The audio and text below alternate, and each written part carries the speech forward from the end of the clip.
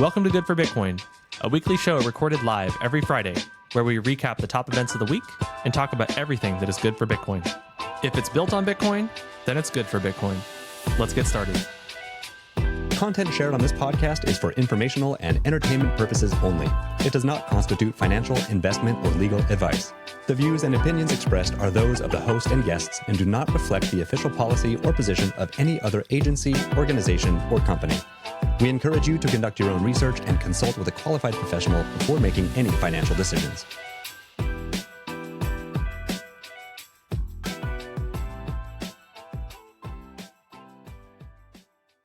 Well, hello, everybody. Welcome to Good for Bitcoin. Slightly extended intro. We had a AI create a Good for Bitcoin song for us, and I think we're going to be switching to that one, maybe. It's funny. It goes pretty hard. Yeah. We barely have a theme here. If like Good for Bitcoin had a persona, it would be like an angsty teen girl. Yeah, in the prompt, I asked it to do it in the style of Paramore, because I feel like that was, we typically start the show with Good for You by Olivia Rodrigo. And I don't know, do you know the lore behind that song and its relation to Paramore? I actually don't at all. So that song came out, and then after it came out, I don't know if there was just like a backdoor deal or something, but Olivia Rodrigo ended up having to credit Paramore and give writing credits to Paramore because the song sounded so similar to Misery Business, which is a Paramore song. So they get inspiration from Paramore. So I figured our AI song should also get inspiration from Paramore. And that's it. So yeah. We'll maybe switch to it. I don't know. I like the idea of us, of course, having our own song and not relying on like a copyrighted song. Totally. So, and that song's a little old now. We've been using it for over a year at this point, and it's probably time to maybe do our own thing. Maybe we'll do an AI song. Maybe somebody will make us a song. Who knows? Love to see it. We'll see. But yeah, thanks for everybody for tuning in. I see a lot of folks are already tuned in on X.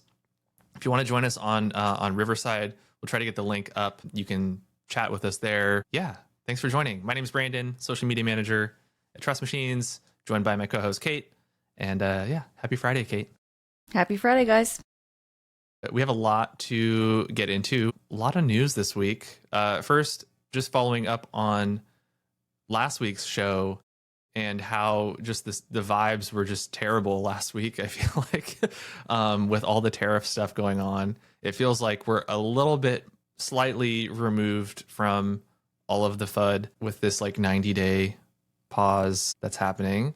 I guess that's good news for US and Canada relations. So that's good for us. Back to being friends again.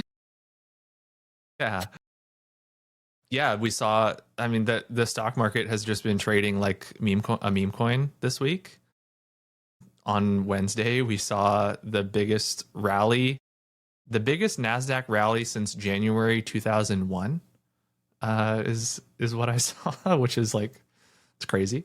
So yeah, we're so back, I guess, is what's happening. I did, though, look earlier on the Fear and Greed Index, and we're still in extreme fear, apparently. So I guess it's not all rosy yet, but we're getting there eventually.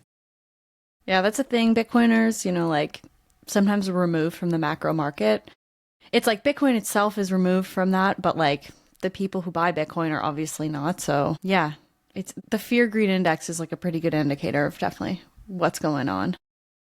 Yeah, it's almost, people are talking about like how Bitcoin is just sort of like an asymmetric asset in the sense that, tariffs go up. So it's kind of nice to just be able to exit like the fiat system and buy Bitcoin, right? So like that's good for Bitcoin. And then, tariffs go down, asset prices are going up. That's also good for Bitcoin. It's kind of, everything's good for Bitcoin. That's why the show is called what it is. But yeah, it's at least nice that we can take a little bit of a breather and talk about more Bitcoin stuff. The moment that Bitcoin podcasts start to become like macroeconomic podcasts, that's a bottom signal usually. So yes, we failed. Hopefully that's what it was last week. But yeah, lots to get into. We have some Trust Machines news, a lot of US, as the name would suggest of the show, a lot of US government agency news from a lot of different agencies, but it's all good. We're going to get into it, and we're going to try to make it as normally you would think, oh, we're hearing from like 5 different government agencies. That's going to be a really boring show. But I don't know. I feel like it's all good news and all worth knowing about. So we're going to get into everything. On the Granite side for this week, news from Clarity Alliance that they had completed their audit of the Pith Oracle. The Pith Oracles, I'll take a step back. Oracles basically are these connectors that DeFi connects to, usually for crypto prices.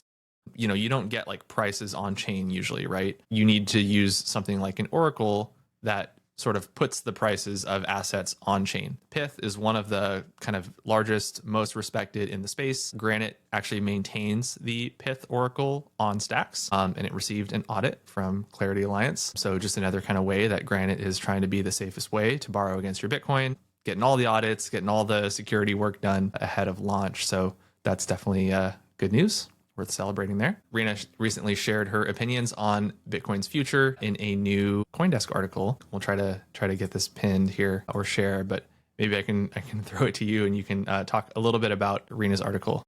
Yeah, this one, I love this article. So Rena has this, I think it's a great opinion. So basically Jack Dorsey, previous founder of Twitter, came out and said that Bitcoin needs to be a payments platform in order to be relevant. Like people need to use it on the daily for it to basically have value.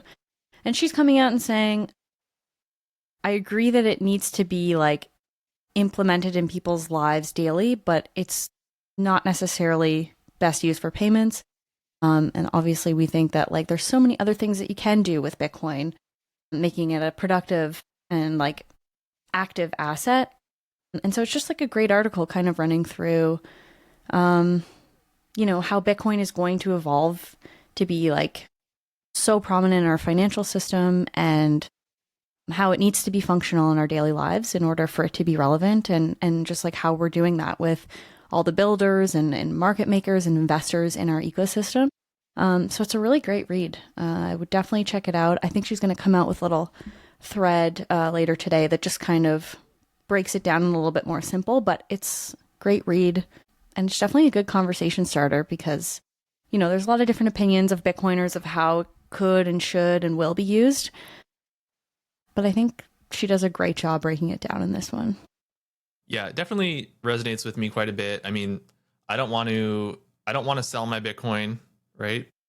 So yeah. Using it for payments means that you're selling your Bitcoin to pay somebody, essentially. Yep, basically. So, if you're trying to hold on to your Bitcoin, you don't want to sell it, and you're going to hold it, that's great.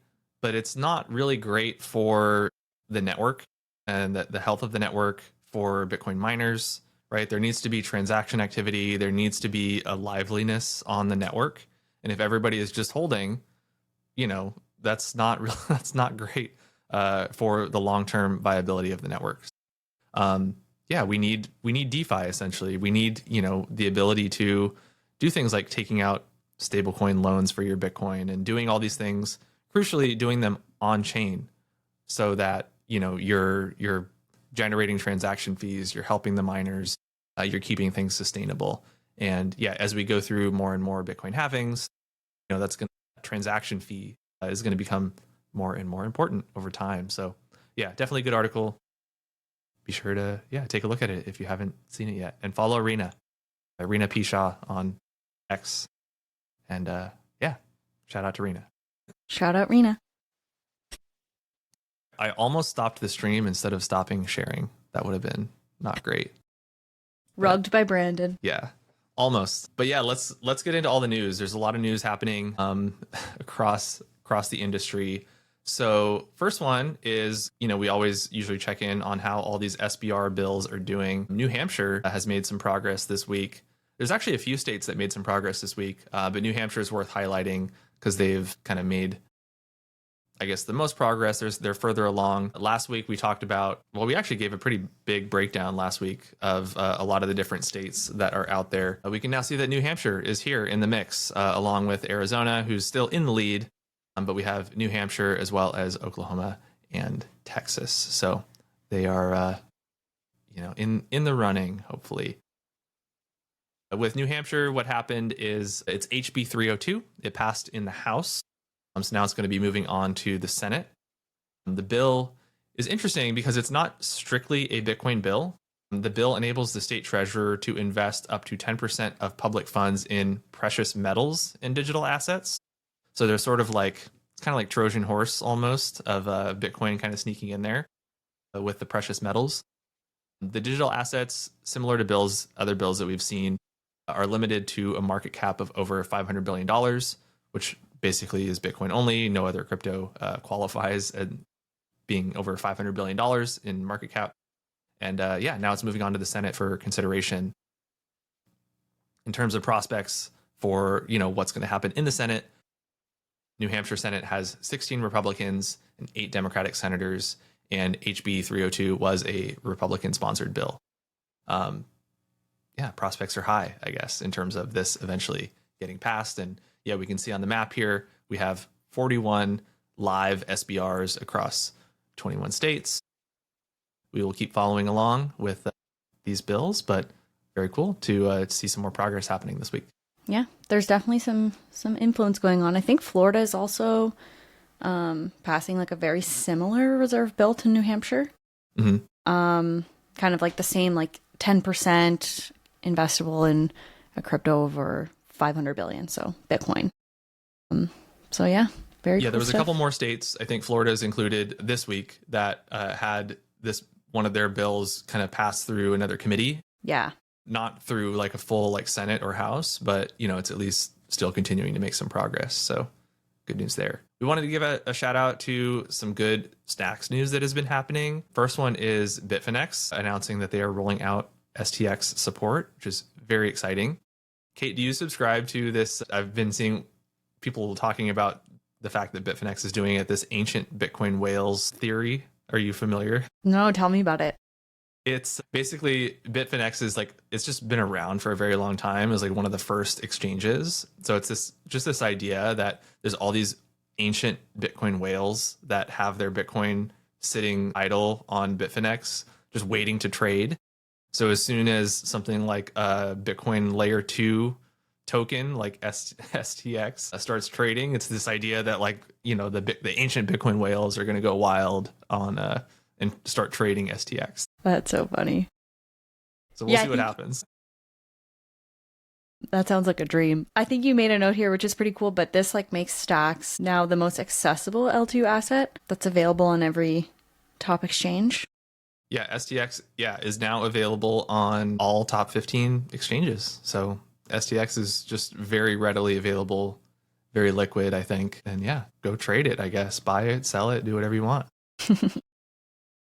Lastly, in the Stacks news, we also saw an announcement from Hex Trust. Hex is a custody provider, one of the biggest custody providers, primarily serving institutions in Asia and the UAE. But they also announced that they are rolling out support for both Stacks and SBTC, which is very cool. That's another thing, with the Bitfinex announcement, they only announced STX support, but I think just the fact that, exchanges are going to start supporting like STX, that means that they're supporting the Stack. They're beginning to support the Stacks network in some way. Yeah. So it's a lot easier for them to, in the future, support things like SBTC or other tokens because they've already sort of built out a lot of the infrastructure to support the Stacks network by supporting the STX token.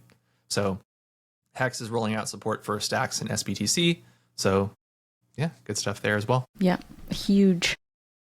I saw, I actually just saw this and I added it like last minute. We talked maybe a couple months ago now about how Microsoft was going to be voting to look into the prospect of putting Bitcoin on their balance sheet. And I guess, I don't know if it's the same think tank or the same group that submitted something similar for McDonald's. And McDonald, this is a report from The Block. So I want to give credit to them. But basically, the National Center for Public Policy, which is a conservative think tank and McDonald's shareholder, had requested that the company consider stockpiling Bitcoin.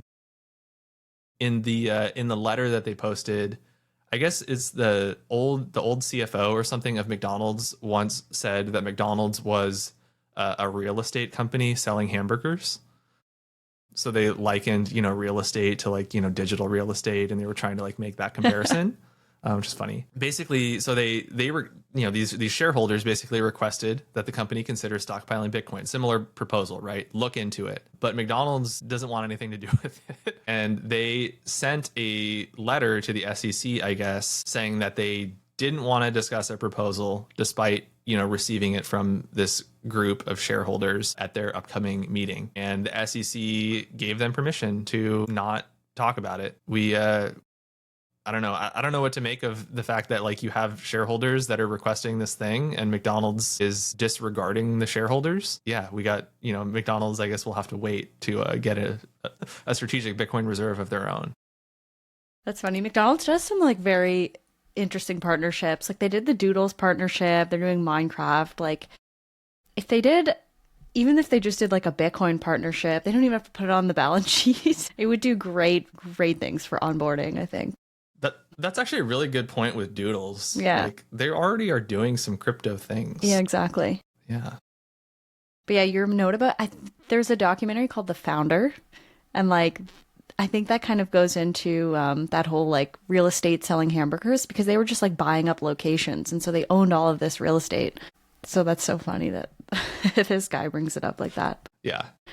Yeah. All right, we're gonna get into now the alphabet soup of government agencies in the Here U.S. we go. So first one is the SEC. So actually, shout out to Shaylee because I saw her retweet this yesterday and I missed this and I saw Shaylee's retweet. So this tweet from Hester Pierce who said, "We're not saying your crypto assets are securities, but if they are, and we're working on clarifying that, or your company is involved in the crypto industry, here's some disclosure guidance." So basically, Hester Pierce or the SEC is releasing some guidance and trying to fit some of the more unique aspects of crypto into the existing securities law that exists. So of course we need more clarity beyond that, but they're just trying to, take what we already have in terms of securities law and work it into, how it might apply for crypto. So there's a few sort of key highlights that crypto projects should follow according to the SEC. So the first is in their business description, sort of clearly explaining how your crypto project works, how it plans to generate revenue, how the crypto asset fits in. That sounds pretty self-explanatory to me. Talking about risk factors, so disclosing specific risks tied to your tech, operations, legal status, and the crypto asset itself. For security details, describing the rights, rules, and mechanics of the token, like transferability, smart contract logic, and supply. Smart contracts as exhibits. So if the token's rules are in code, like in a smart contract, include the actual code as a formal exhibit in filings. And then finally, not all crypto is a security. Some tokens may not be securities, but if there's an investment contract involved, securities laws likely apply. So I think a lot of this is like relatively straightforward, but it's never been like defined in writing sort of by the SEC before. So it's at least nice to have, the beginnings of some clarity on how some of these things should be handled for crypto companies specifically. Yeah. It's at least nice to have some sort of reassurance that government entities kind of like understand what's actually going on these protocols, because yeah, I mean, a lot of this makes sense, but in my head, sometimes I'm like, how are they even reviewing, like, if you're submitting your smart contract logic and, your rules and code, like how are they even reviewing that? Like, how are they deciding, like, does this work like it says it does? And I feel like a lot of it just comes from not understanding how much of it works. So it's always just been kind of like a shutdown, but definitely a move in the right direction, or at least it sounds like it is. Yeah, that was one takeaway looking at a lot of these. A lot of the news from this week, not necessarily with this SEC one, but with some of the others that we're going to get into, is it seems like a lot of these agencies are actually pretty deep in terms of how some of these, crypto mechanisms work. Mm-hmm. And they're a little bit more advanced than I kind of expected them to be. So I don't know if they're, getting a lot of guidance from, they're meeting with crypto companies and, working with them. That's what I assume, because it all seems very thought out, which is, of course, good. You don't want them making, uninformed decisions. But yeah, pretty cool to see that there's some attempts being made to provide clarity, and and more will come, as Hester Pierce says, that they're working on clarifying. So yeah, good news there. Yeah. Well, there's another great rule that was overturned. Do you want to get into that one? Yeah, so Trump signed this bill to overturn this controversial broker DeFi IRS rule. And we actually talked about this, I believe it was back in like November, maybe December. It was this rule that the Biden administration had kind of last minute put out right before like Biden was done. And basically it would have required DeFi operators to issue 1099 tax returns to its users, which obviously just doesn't, it's like not really possible, right? Like DeFi is not collecting social security numbers or like not collecting anything from its users, like personal information like that. So it would have effectively just like removed DeFi from, operating in the US. And last month, the White House signaled their support for this bill. And yeah, yesterday, I think it was yesterday, Trump signed the bill. So it is now the first crypto bill ever to be signed by a president. So pretty historic stuff. First of many, hopefully, that we'll see in the future. But yeah, it is great because, it was just something that DeFi operators would never have been able to, follow, right? It was kind of just impossible. Yeah. So really nice to see, again, going back to like the nuance of like how DeFi works. Like DeFi doesn't have the ability to do these things. So putting out a requirement, I mean, maybe it was, malicious, right? Maybe they knew that DeFi couldn't, comply with these things. Yeah. Or maybe it wasn't, right? Maybe they just don't know. And then they put it out anyway. But it's nice that we're getting some more informed rules and clarification here. And this is just one example of that. Yeah. Good news for Granite. Yeah. Yeah. Yeah. I don't want to issue it's for Granite. That's, yeah. Or give Granite my info. Right? Yeah, I know exactly. Yeah. This is a feature, not a flaw. Yeah. Let's exactly. be very clear. I'm going to share, I wanted to give a shout out to Amanda Tuminelli of the DeFi Education Fund. I actually saw a few news stories from her this week, but this one was pretty big. So wanted to talk about this DOJ news. So really great thread here. The U.S. Department of Justice released a memo titled Ending Regulation by Prosecution. And I think this is one of the definitely the biggest story, I think, of the week, but maybe even of the year so far. This is pretty huge for companies operating in the US. So I'm going to read a couple quotes here and I'll kind of jump around. So this memo from the Deputy Attorneys General does a few important things, including making it clear that the DOJ is not going after exchanges and wallets for the actions of third parties. And the DOJ is not a regulator of Section 1960 registration violations. Basically, the DOJ will not go after virtual currency exchanges, mixing and tumbling services, and offline wallets for their acts of their end users or unwitting violations of regulations. And instead, the DOJ will pursue the illicit financing of criminal enterprises by the individuals and enterprises themselves. So this is huge. It basically means that, when you look at things like Tornado Cash, right? That's a big example. People use Tornado Cash for privacy, to make their transactions maybe more private. It might also be used by criminals that are trying to maybe launder money. But that doesn't mean that like something like Tornado Cash is illegal itself, right? Or committing crimes itself. So rather than going after like the protocols and the exchanges, they're going to go after the people that are doing the actual crimes.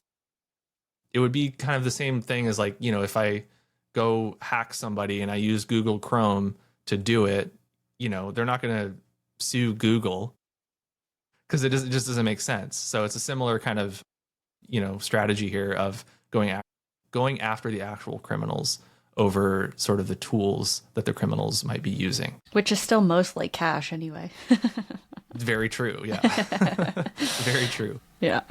Yeah, it says the DOJ is instructed to close investigations that are inconsistent with this principle. So they're going to sort of look through maybe any cases that are currently in progress and just, close them. So definitely good news. Yeah. For, software devs, digital asset exchanges, and unhosted wallet providers. And also the National Cryptocurrency Enforcement Team is to be disbanded effective immediately.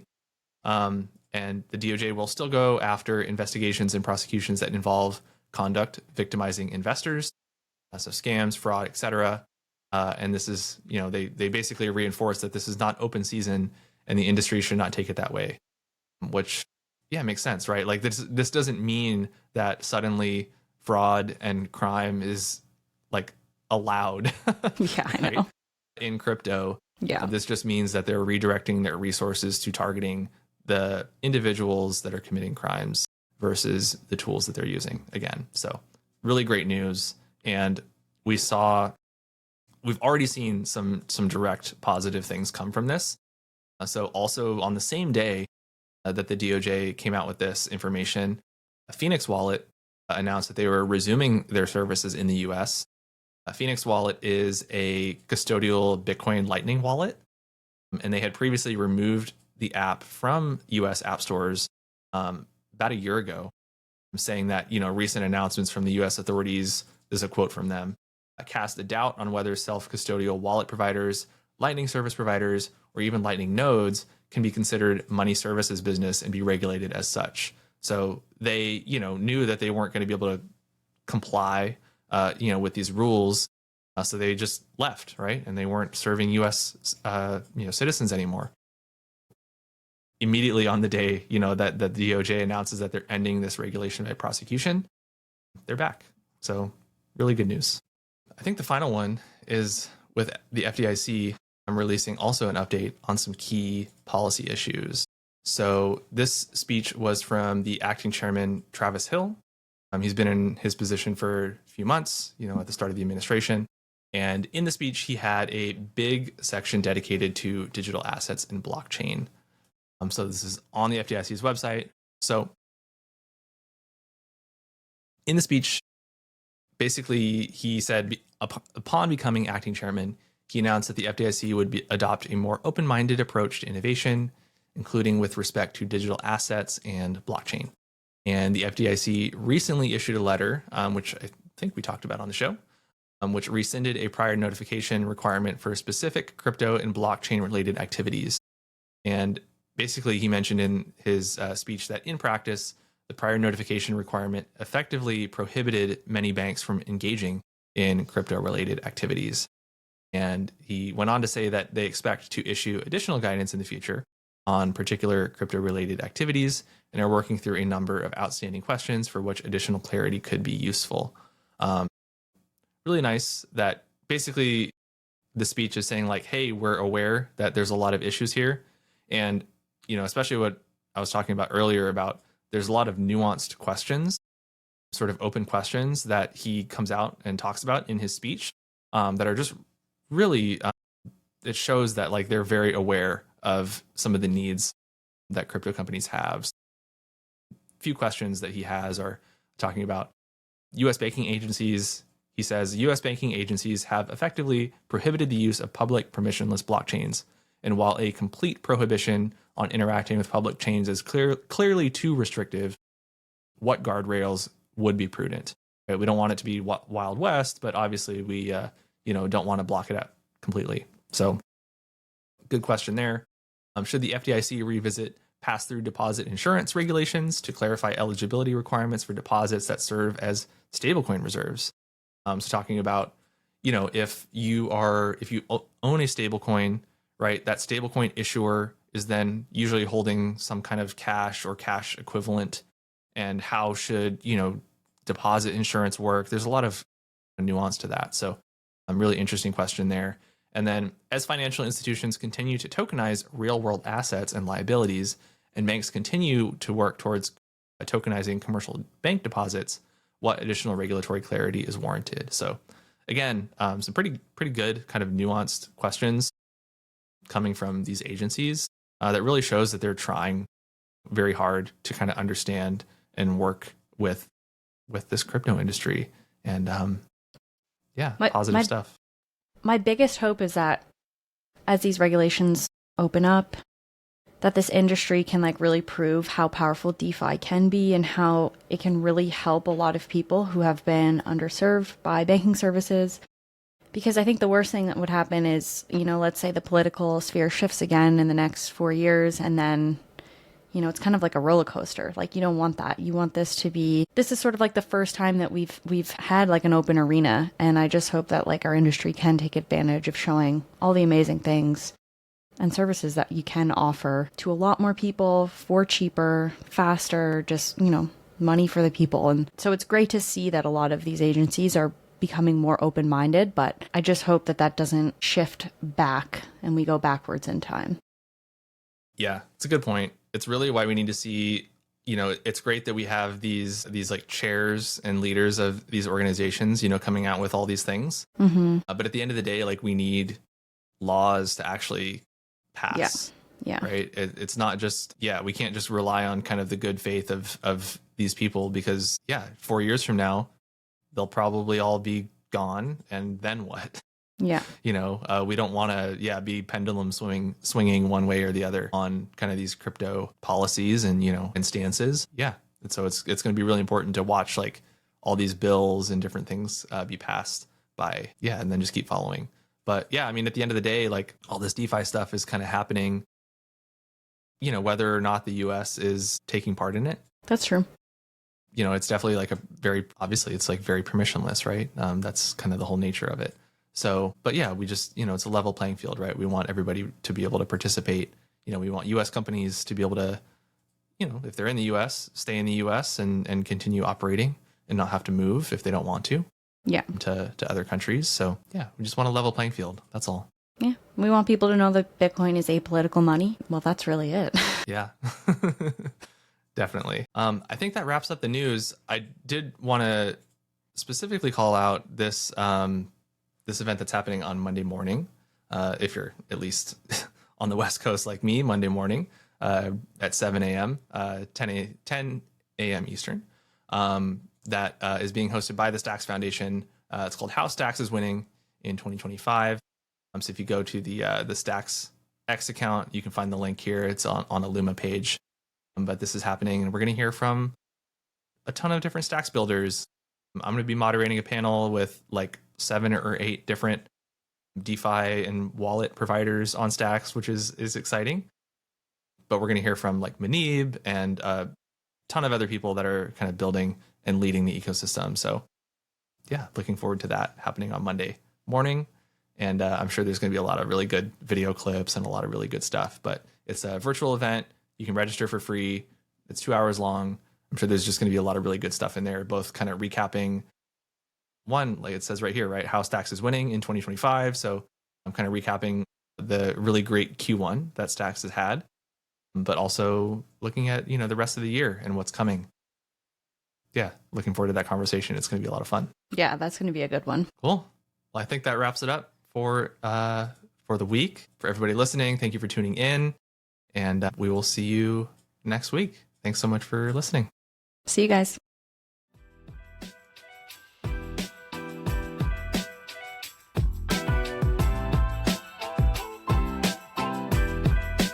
Thank you for listening. We record Good for Bitcoin live every Friday at 2 p.m. Eastern Time on X. Please follow us at Trust Machines Co. if you would like to listen and engage with us live. Visit us at trustmachines.co for all the latest Bitcoin news. We'll see you next week.